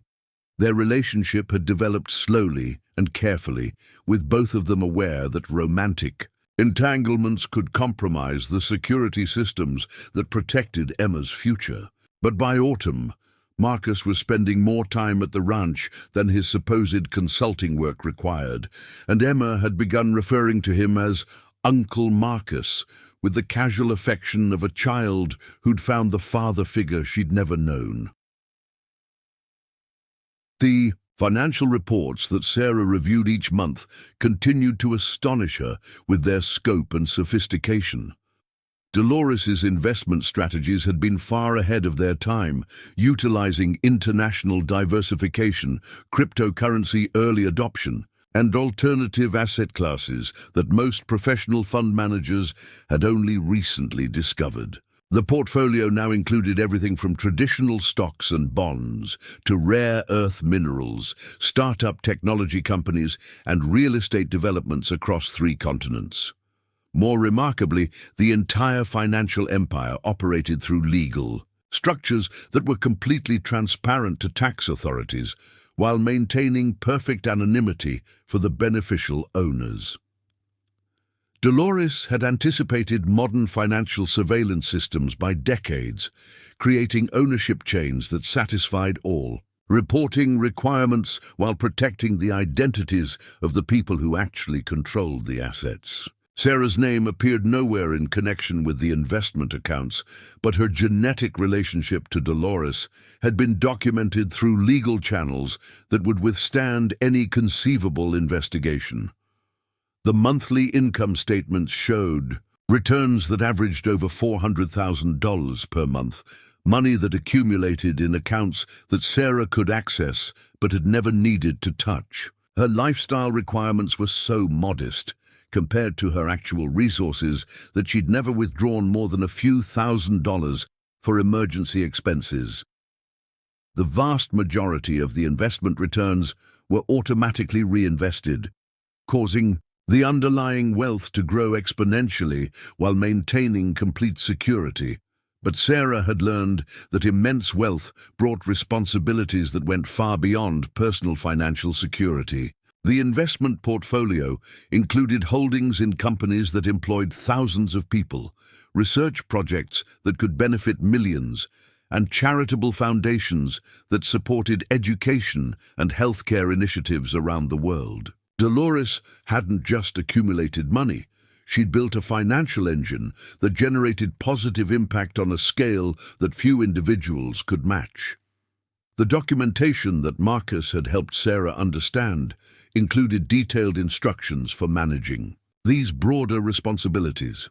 Dolores had envisioned her heir as someone who would use the accumulated wealth to create opportunities for others facing the kind of desperate circumstances that had driven Sarah to Nevada. The financial empire was designed to be sustainable across generations, with built-in mechanisms for identifying and supporting future beneficiaries who demonstrated similar courage and determination.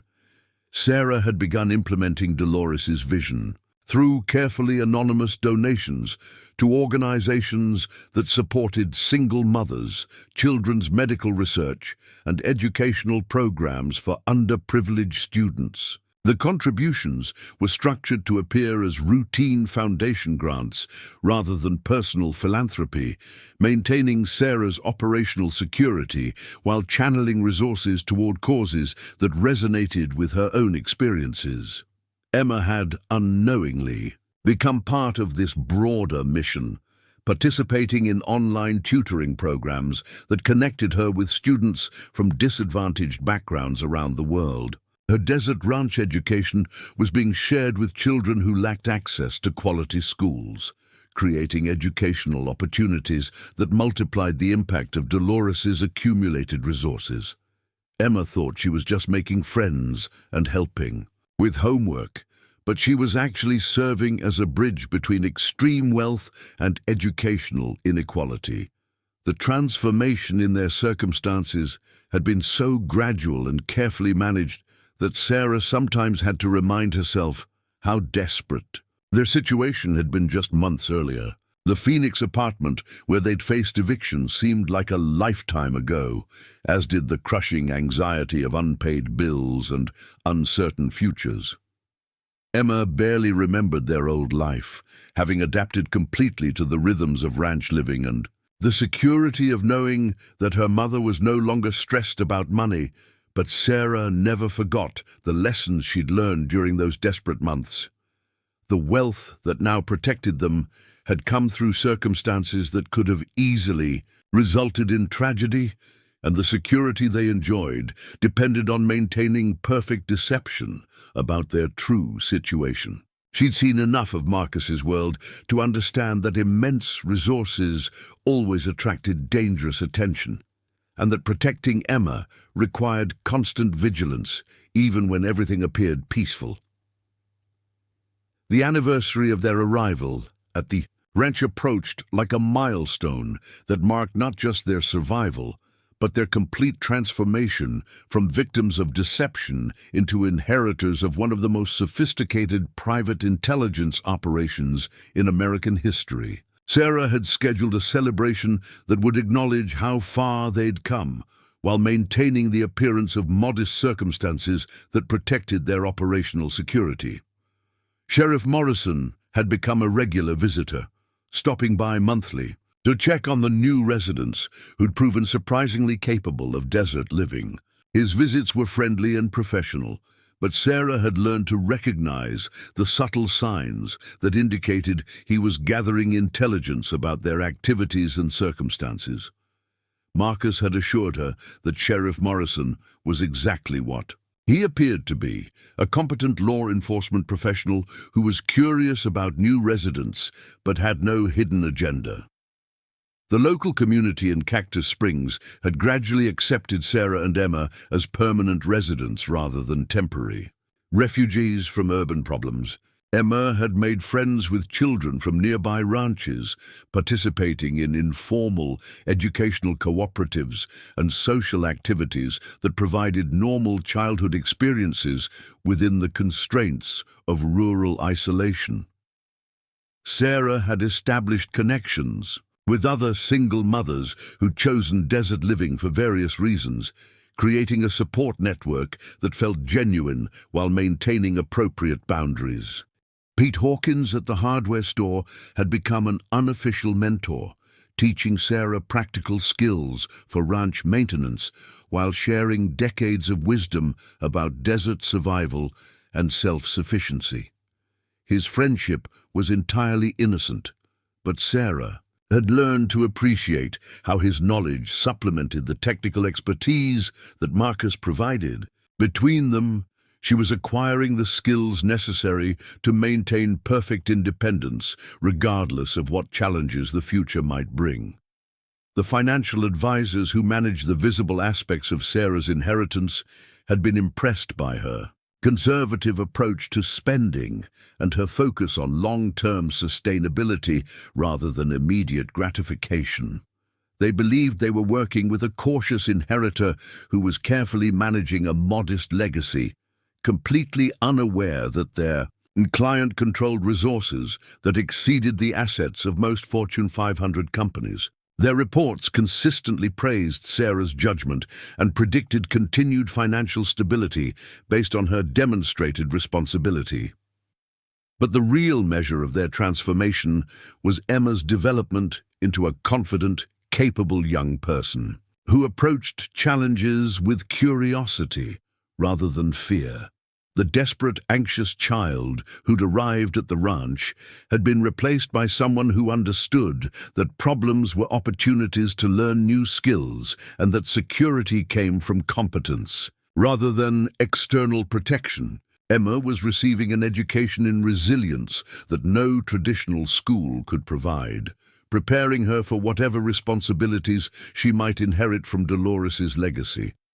As winter settled over the Nevada desert, Sarah understood that they'd achieved something that seemed impossible during those desperate Phoenix days.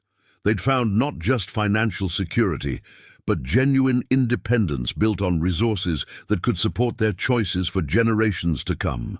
The buried treasure that had brought them to the ranch had been revealed as something far more valuable than stolen Depression-era currency. It was the foundation for a life of complete freedom that honored both individual dreams and broader social responsibilities. The deception that had shattered Sarah's original plans had led to opportunities that exceeded her wildest imagination. The mail-order bride scheme that had seemed like her only escape from poverty had been replaced by something infinitely more meaningful. A partnership with Marcus that was built on shared values rather than desperate necessity, and an inheritance that provided resources to help others facing similar challenges. Standing on her porch as the sun set over the desert landscape that had become home, Sarah Martinez realized that she'd discovered the most valuable treasure of all, the knowledge that courage and determination could transform even the most desperate circumstances into opportunities for growth, connection, and service to others who needed hope. The hidden valley that Dolores had created wasn't just a place, it was a vision of what became possible when someone refused to accept the limitations that society tried to impose.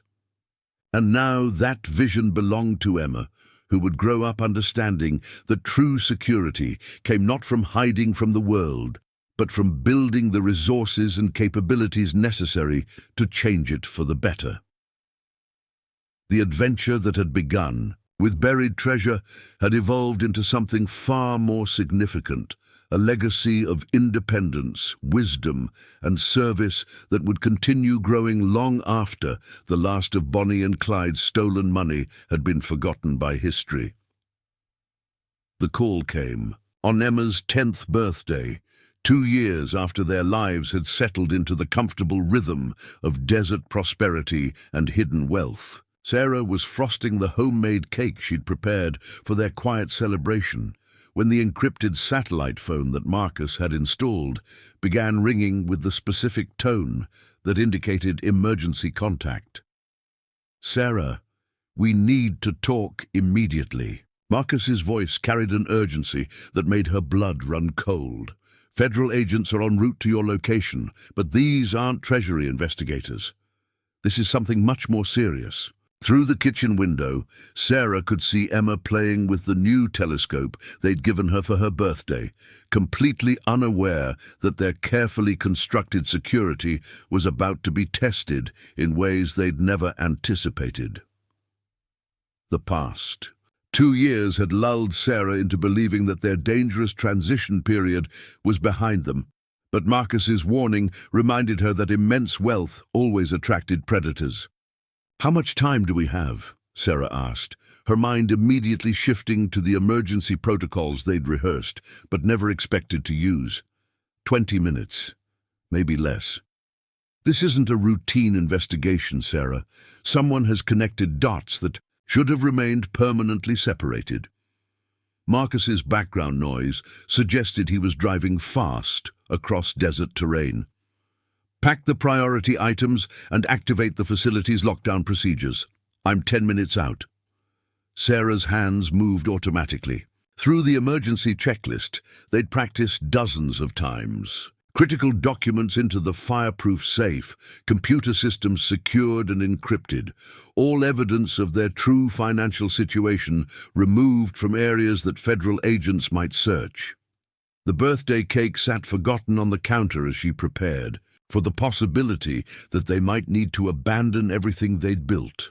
Emma sensed the change in atmosphere immediately when Sarah called her inside. At 10 years old, she'd developed the kind of situational awareness that came from living with adults who understood operational security. She didn't ask questions, simply followed her mother's instructions to pack her emergency bag and prepare for what they'd always called an adventure that might last a few days. Marcus arrived in a cloud of dust, just as Sarah sealed the final security protocols that would make their underground facility undetectable to even sophisticated federal scanning equipment. His expression was grimmer than she'd ever seen, suggesting that whatever was approaching represented genuine existential threat rather than routine bureaucratic investigation. "Internal Revenue Service, Criminal Investigation Division," Marcus explained as they gathered in the kitchen. "Someone filed a suspicious activity report claiming that your lifestyle improvements are inconsistent with your declared income sources. They're treating this as potential money laundering connected to organized crime." The irony was bitter. Sarah's careful efforts to maintain modest, visible spending had been undermined by improvements that were apparently too sophisticated for someone of her supposed means. The solar power system, internet infrastructure, and property improvements that provided basic comfort had attracted exactly the kind of attention they'd been trying to avoid. "How is that possible? I've been incredibly careful about expenditures and documentation." Sarah's voice carried the frustration of someone who'd followed every rule, only to discover that perfect compliance wasn't sufficient protection. Someone with access to federal databases has been cross-referencing inheritance records, property improvements, and lifestyle indicators. Your great-aunt's historical research activities were flagged as potentially suspicious decades ago, and your inheritance triggered automated review systems that are far more sophisticated than we anticipated. The approaching vehicles were now visible as dust clouds on the eastern horizon, moving with the coordinated precision that indicated federal law enforcement rather than local authorities. Sarah realized that Sheriff Morrison's friendly visits had probably included intelligence gathering that contributed to the current investigation, though his involvement was likely unwitting rather than malicious. "What are our options?" Sarah asked, knowing that the emergency protocols they developed were designed for temporary concealment rather than extended federal investigation. "We have exactly one opportunity to control this narrative before it spirals beyond our ability to manage." Marcus handed Sarah a legal document that he'd prepared for exactly this contingency. "You're about to become the victim of an elaborate inheritance fraud scheme that's been operating for decades." The document was a formal complaint, alleging that Dolores's historical research had been used as cover for financial fraud targeting distant relatives who could be convinced to claim worthless property while criminals used their legal ownership for money laundering operations. According to Marcus's narrative, Sarah had been recruited as an unwitting participant in a scheme she was only now discovering. "This makes me look like a victim rather than a perpetrator," Sarah realized, understanding the psychological dynamics that would influence federal investigators. Exactly. You're a single mother who was manipulated by sophisticated criminals who used your desperation to establish legitimate property ownership for their illegal activities. The improvements to the ranch were funded by criminal proceeds, not your personal resources, and you're cooperating fully with federal authorities to expose the fraud. Emma listened to the adult conversation with the intense focus of a child who understood that important decisions were being made about her future. Her desert education had taught her to pay attention to details that others might miss, and she'd learned to recognize when adults were planning responses to dangerous situations. The first federal vehicle reached the ranch house just as Marcus finished explaining the legal strategy that would transform Sarah from suspect to cooperating witness. 3 black SUVs deployed agents with the efficient coordination of people who'd conducted hundreds of similar operations, their presence immediately establishing that this was serious federal business rather than routine inquiry. Agent Patricia Kim emerged from the lead vehicle, her professional demeanor immediately communicating that she was accustomed to dealing with complex financial crimes. She was perhaps 50 years old, with the kind of sharp intelligence that missed nothing, and the confidence that came from decades of successful investigations. Her team moved with practiced efficiency, establishing security perimeters and communication protocols that indicated they expected this operation to continue for hours rather than minutes. "Ms. Martinez, I'm Agent Kim, IRS Criminal Investigation. We have a warrant to search these premises in connection with suspected money laundering and tax evasion." Her tone was professional but not hostile, suggesting that Sarah's status as suspect versus witness remained to be determined. "Agent Kim, I'm Marcus Webb, Ms. Martinez's legal counsel. We've been expecting this visit and have prepared documentation that I believe will be extremely helpful to your investigation." Marcus handed her the formal complaint, along with supporting materials that portrayed Sarah as the victim of an elaborate fraud scheme. The next 6 hours unfolded exactly as Marcus had orchestrated. Federal agents conducted exhaustive searches of the ranch property, discovering evidence that supported the narrative of criminal manipulation rather than personal financial misconduct. The improvements to the property were documented as suspicious expenditures that exceeded Sarah's legitimate resources, but the complaint established that she'd been unaware of their illegal funding sources.